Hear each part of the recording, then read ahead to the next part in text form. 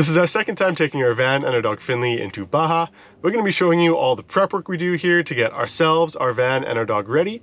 And then we're going to show you the process of getting the visa and crossing the border. Let's go!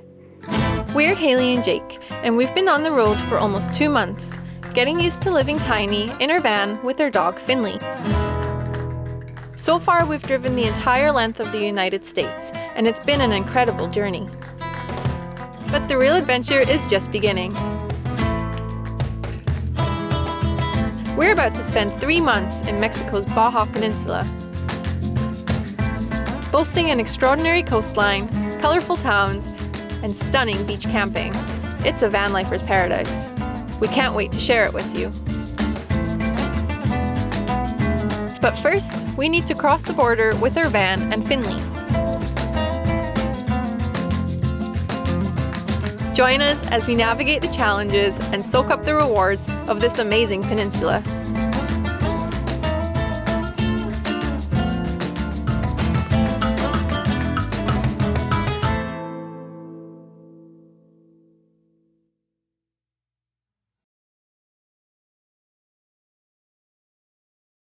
So we have chosen to cross the border into Baja at Mexicali.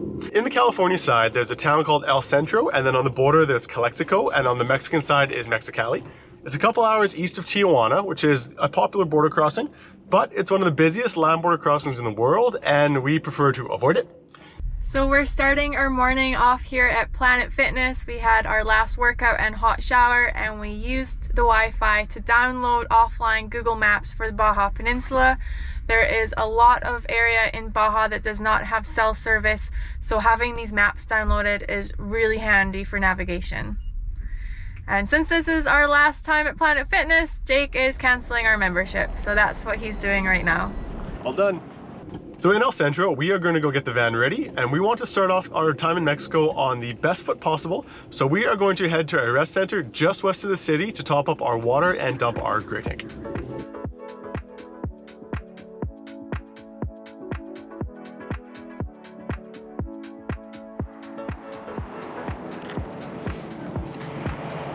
The way we installed our gray tank doesn't always work with the drive-through dump station, so we gotta go in backwards sometimes.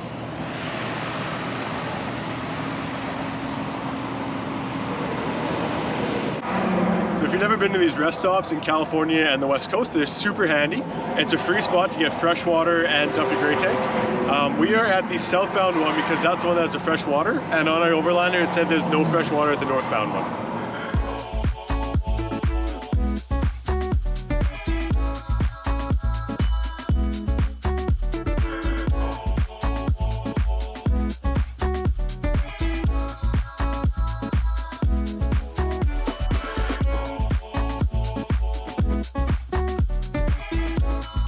Emptying our gray tank and filling up on fresh water was the last thing we had to do for the van to get ready for Mexico.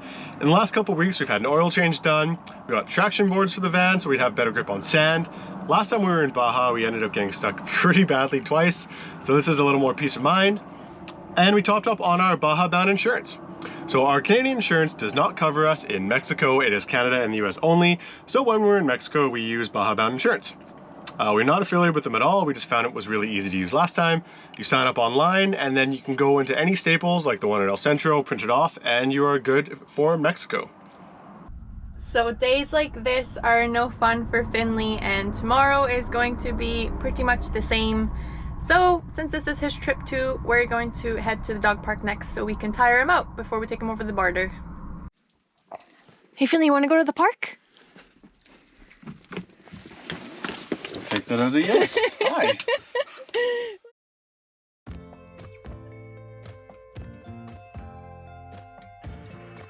So the van is now all ready to go to Mexico. Next up, we're taking care of Finnley. Earlier this week, we picked up a couple bags of dog food for him. Since we're going down there for a long time, we are going to need to transition him to Mexican doggy food. So we have enough to hold us over for a couple months and then find a food to transition him to. Other than that, Finnley is going to be pretty simple to take over the border, hopefully, because he's a dog from Canada. He doesn't need to have a vet inspection before we go. He just needs to be up to date on his vaccines, and we have a copy of his vaccine records in the van. When we get to the border, we will need to take him in to be inspected. When they inspect them, they look for signs of parasites, open wounds, that sort of thing. He's pretty healthy, so he should be fine. Our only sort of concern is that online it says that they need to be crated, and we don't have a crate. The last time we went into Mexico with Finnley, we didn't have a crate and we didn't have a problem. So fingers crossed it's the same way this time. Finnley is now lying in the shade, which means we won. Time to go, buddy? Come on. Heel.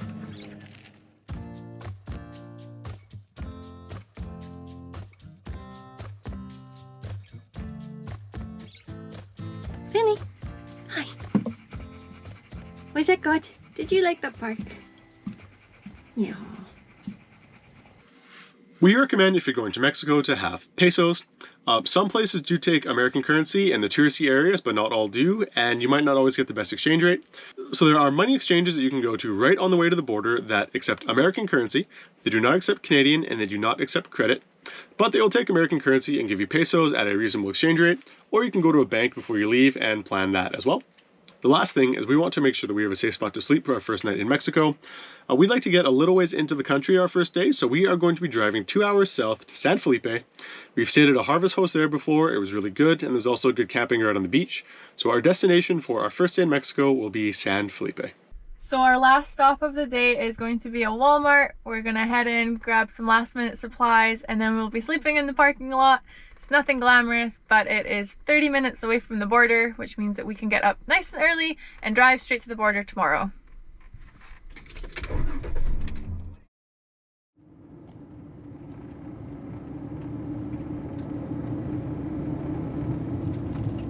Good morning, it's bright and early, it's about 8 o'clock in the morning, and we are heading to the Mexicali border crossing. Before we get there, I'll just briefly go over what to expect when you get at the border crossing, because I probably won't film when we are at the border. So we need to take care of getting both ourselves, Finnley, and the vehicle across the border. So for ourselves, we need to go in and speak to immigration and show them our passports, and we need to get an FMM. This is what is going to allow us to be able to stay in Baja for 180 days without a visa. It costs $35 US per person, and you need to pay in cash. For Finnley, we need to take him into immigration as well so that we can get him inspected. And we have a copy of his vaccine records with us, so we'll take those in as well. And then for the van, there is a free zone within the Baja Peninsula, which means that we do not need to get a temporary vehicle import to go into the Baja Peninsula. You would need this if you go over to the mainland, but we're not going there yet, so we don't need to take care of that.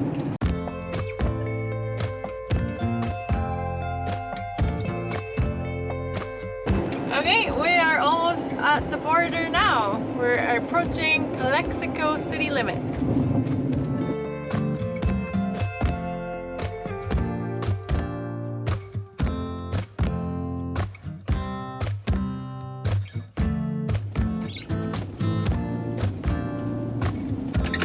Border crossing time.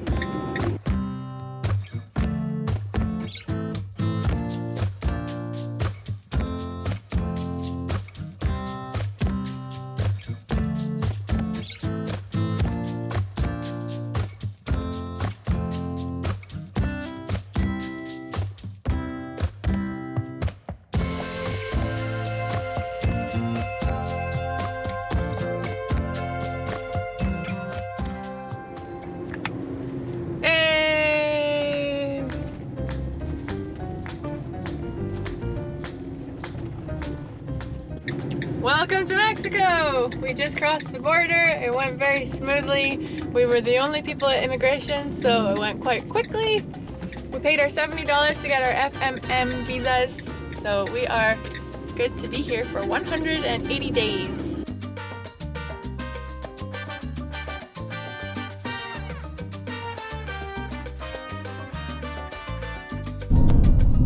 So the border crossing went pretty smoothly.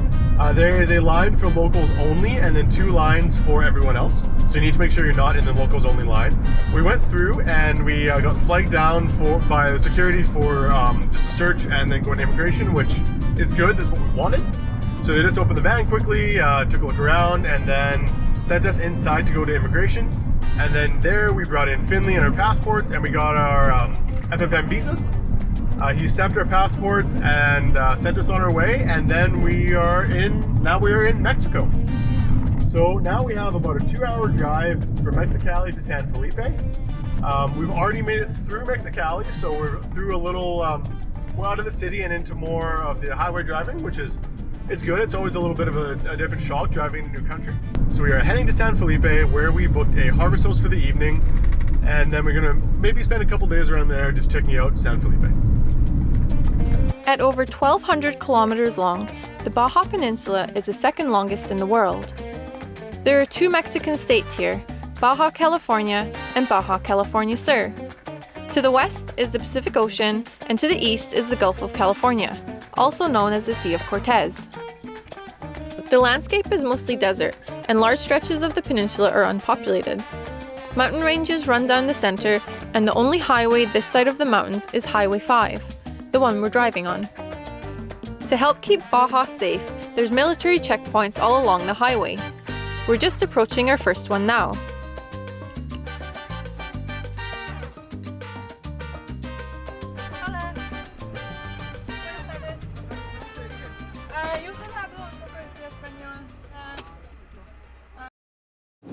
Just north of San Felipe, we hit our first security checkpoint of the trip. What they are military checkpoints all along the Highway 5 and Highway 1 up and down the peninsula, and they're not a big deal. They can be a little intimidating at first, but they're very friendly. They just essentially ask where you're coming from, where you're going, and then they might look in the van and send you on your way. So we have successfully navigated our first one. It was very smooth, and now we are going to our harvest host, and we are just about there, and we're excited to check it out.